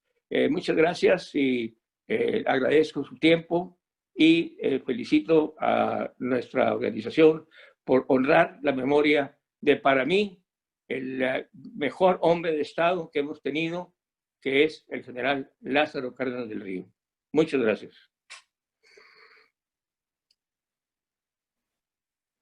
Muchas gracias al licenciado César Lucio Coronado por su participación y procedemos a la parte final de este programa con el mensaje del licenciado Hugo Castro Aranda, presidente de la Sociedad Mexicana de Geografía y Estadística, Asociación Civil, no sin antes informar a todos ustedes que él es licenciado en Ciencias Sociales por la Universidad Nacional Autónoma de México, becario del Colegio de México, diplomado por la CEPAL en Planeación y Programación de Desarrollo Económico, profesor de enseñanza vocacional del Instituto Politécnico Nacional, miembro de la comisión redactora del Plan de 11 años para la educación, director de Educación Agrícola, vicepresidente de la Asociación Mexicana de Ciencias Políticas. También ha sido 2 veces diputado federal y local, oficial mayor de la Honorable Cámara de Diputados y de la Asamblea de Representantes del Distrito Federal. Ha sido delegado político en Magdalena Contreras, en el Distrito Federal, presidente fundador del Colegio Nacional de Sociólogos y del Foro Nacional de Colegios de Profesionistas de la Federación General y presidente del Instituto Nacional de Reforma Agraria. Es profesor de la Universidad Nacional Autónoma desde hace 46 años. Hoy preside la Sociedad Mexicana de Geografía y Estadística. Escuchemos, por lo tanto, al licenciado. Muchísimas gracias, maestro Covarrubias. Doctora Alma Elisa Reyes, presidente de esta gloriosa sociedad, a todos los presentes, a los que conozco y a los que no conozco, mi agradecimiento por esta magnífica reunión.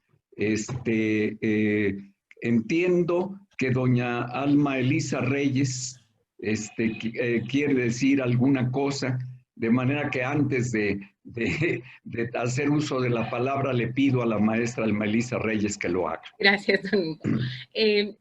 Muchas gracias primero por estar aquí y segundo quería aprovechar esta oportunidad para pedirle que usted mismo al finalizar clausure la sesión. Pero antes quisiera agradecer la presencia de todos los socios que están aquí de la sociedad, pero también de algunos que entraron como invitados, como del ingeniero Raúl Salinas, como la maestra Carmina Mendoza, de Rubén Monterrubio Lara, de Leonor Martínez y de Uriel Mendoza, también de Hernán Ledesma y del doctor Salvador Borrego. Todos ellos han sido invitados de alguna manera porque se hizo pública esta sesión y de algunos de ellos son parte de los correspondientes en los diferentes estados. Gracias por la oportunidad de tenerlo aquí, don Hugo, muchas gracias. Y esto es todo para mí. Gracias. Muchas gracias, maestra. Bueno, gracias por el encargo también, encantado. Primero voy a decir algo totalmente personal. Yo me siento con ustedes y en Monterrey, aunque no estoy presente allí en sus calles ni pisando su tierra, quiero decirles que me siento como en casa, igual que con ustedes. Primero porque he estado en Monterrey muchísimas veces, a veces de paso, con rumbo a mi tierra, yo soy de Cuatro Ciénegas. En segundo lugar, tengo muchísimos amigos, sin ofender a los presentes, y con el deseo de conocer mejor toda la región que es la nuestra, de los estados del noreste, que son, a final de cuentas, aquellos en donde nació la Revolución Mexicana de 1910 y luego la de 1913. Vale la pena recordar, y lo hago con mucho cariño, que esta sociedad de historia, nació en 1942 y que su fundador, quiero repetir el nombre, es don Timoteo L. Hernández. Don Timoteo recibió del entonces presidente de nuestra sociedad, que era Francisco de A. Benavides, el encargo de fundar una sociedad que pudiera estudiar la geografía, la historia, la estadística, en fin, lo que hace nuestra sociedad, todas las ciencias, allí en Monterrey, donde no existía. Las sociedades correspondientes se fundaron desde 1849, las primeras, y en virtud de la ley del Congreso de la Unión que dio origen a nuestra sociedad en 1851, mucho tiempo después de que fue fundada por don Valentín Gómez Farías en 1833, se determinaron en diferentes regiones y lugares del país la fundación de estas correspondientes para que la sociedad tuviera correspondencia en aquel entonces de dos tipos, intelectual y escrita, para que la tarea de conocer el país y de rehacer la carta geográfica, la primera de la nación en tiempos modernos, fuera una actividad de todos, una actividad colectiva. Se fundó la Sociedad de Historia, me permito decir, nuestra sociedad allí en Nuevo León. Y en 1942 comienza esta historia que ahora están reescribiendo ustedes y que me complace enormemente escuchar.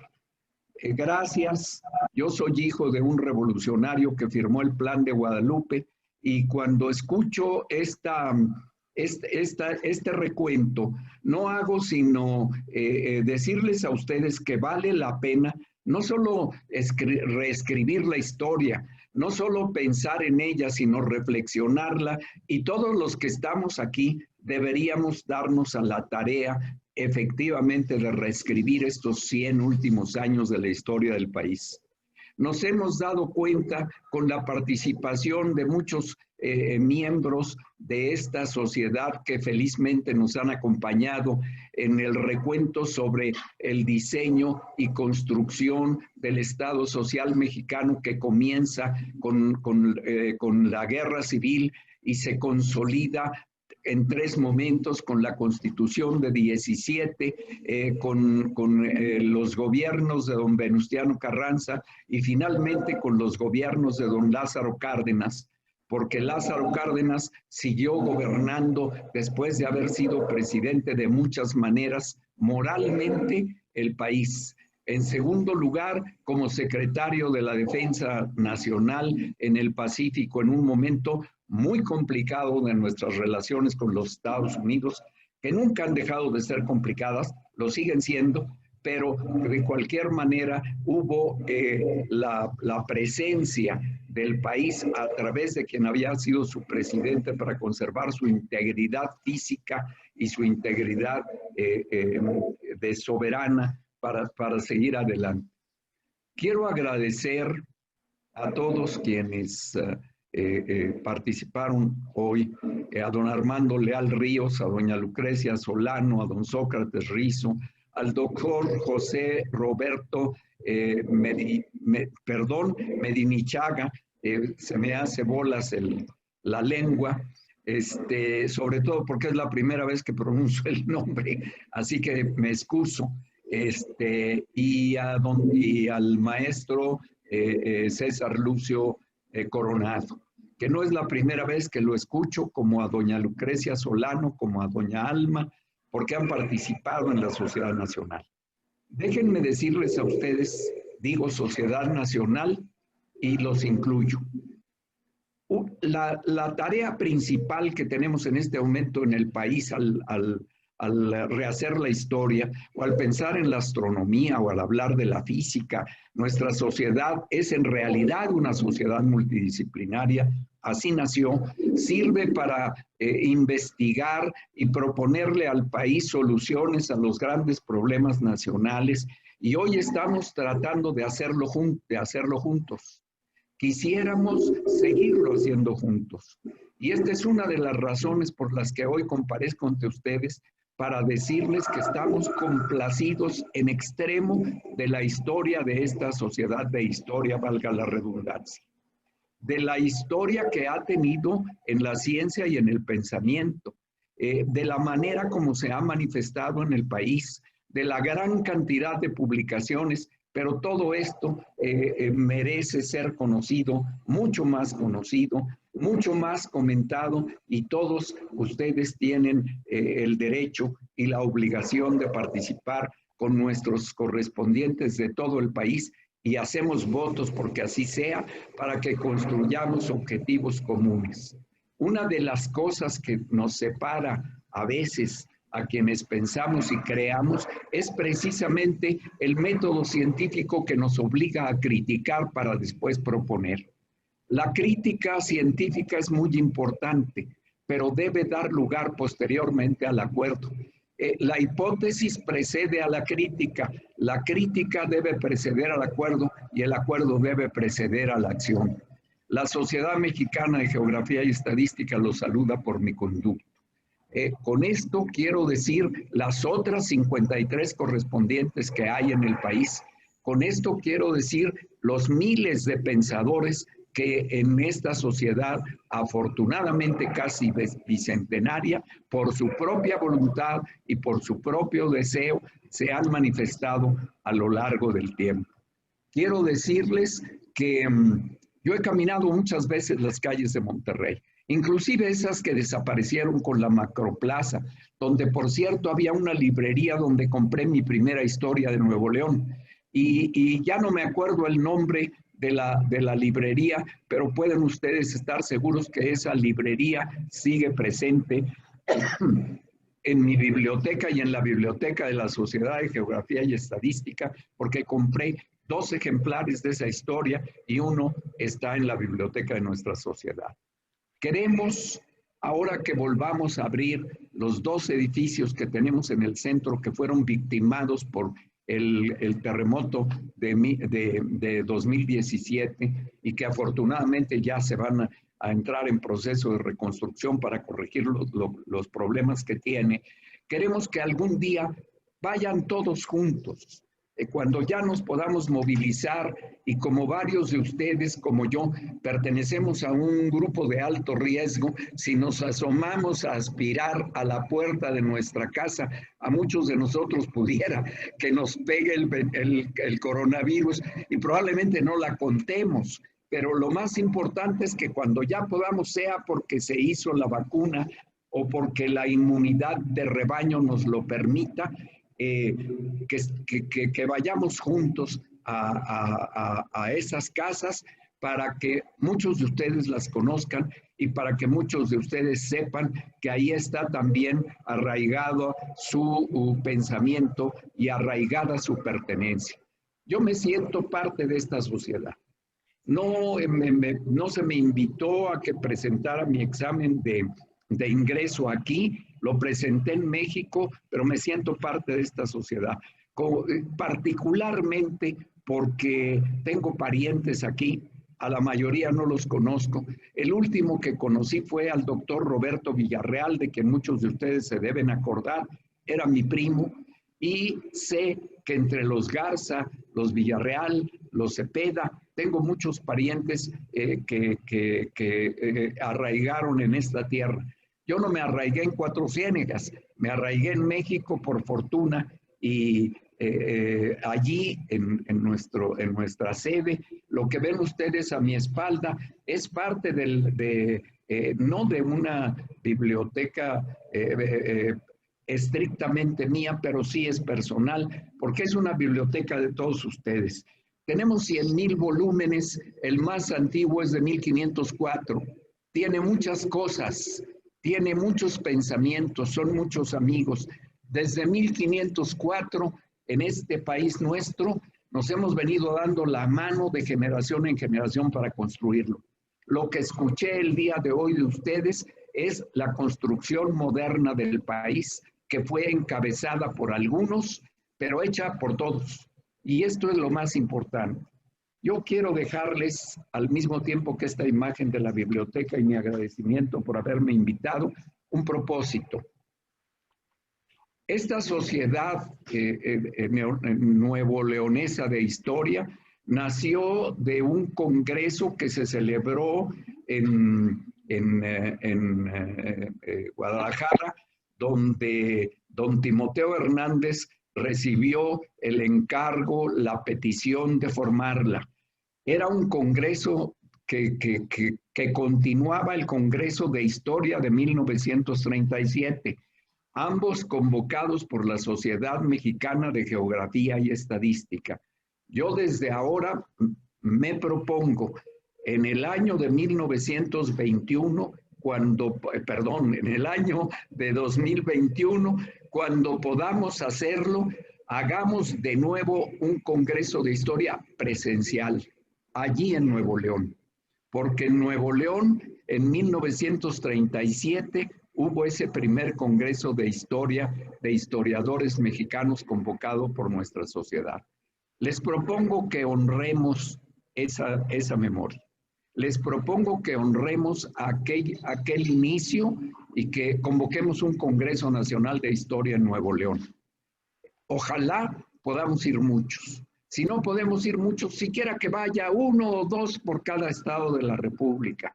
Y si no, lo hacemos por este medio. Si el coronavirus no nos deja, no nos dejemos del coronavirus. La historia tiene que ser reescrita. Muchos de ustedes han sido testigos. Demos el testimonio antes de que el coronavirus o algún otro tropiezo nos haga que nos despidamos hasta sin querer. Pero lo más importante de todo es que dejemos el testimonio, porque este país nuestro es tan grande, ha tenido tantos esfuerzos, ha tenido tantos motivos de existencia y a pesar de los pesares sigue aquí y ojalá siempre siga y siga siendo entero y siga siendo para siempre. Ya me excedí. Me emociona de veras escucharlos. Me emociona verlos. Ojalá pronto pueda estrechar sus manos. Eso me falta.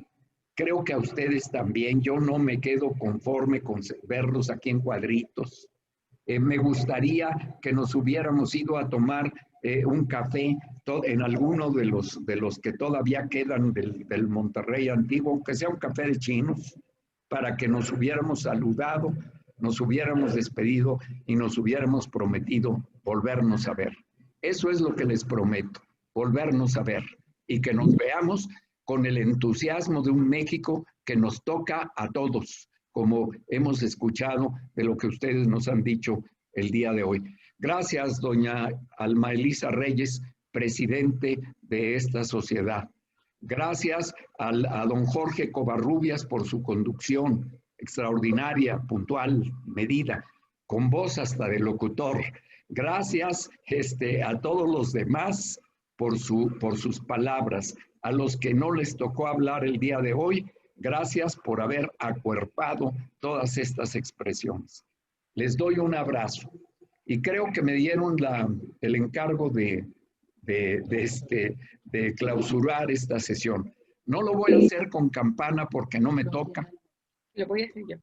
Pero yo espero que con el mazo doña Alma Elisa lo haga y que de esa manera se cumpla con el rito, porque el rito, como lo sabe muy bien el licenciado y doctor Coronado, forma parte del compromiso. Me comprometo con la Sociedad Nuevo Leonesa de Historia. Me comprometo porque me hubiera gustado ingresar a la sociedad allí o en Saltillo, porque pues allá es mi tierra. Doña Lucrecia Solano, que es mi paisana, sabe que allí florecen también estas flores, pero que a final de cuentas somos los mismos, pertenecemos a la misma región y esto nos obliga a estar contentos. Contento me voy y con esa felicidad, siendo las 11:55 de la tarde del día 21 de noviembre de 2020, doy por clausurada esta sesión en nombre de todos ustedes y en nombre de nuestra gloriosa, antigua y muy empeñosa Sociedad Mexicana de Geografía y Estadística, que cumplirá 188 años inevitablemente, a menos que se acabe el mundo, el año que viene. Gracias a todos ustedes y les pido para todos los que hoy nos hablaron y para nuestra gloriosa sociedad, el aplauso que no se ve, que no se siente, que no se escucha, pero que sí se ve.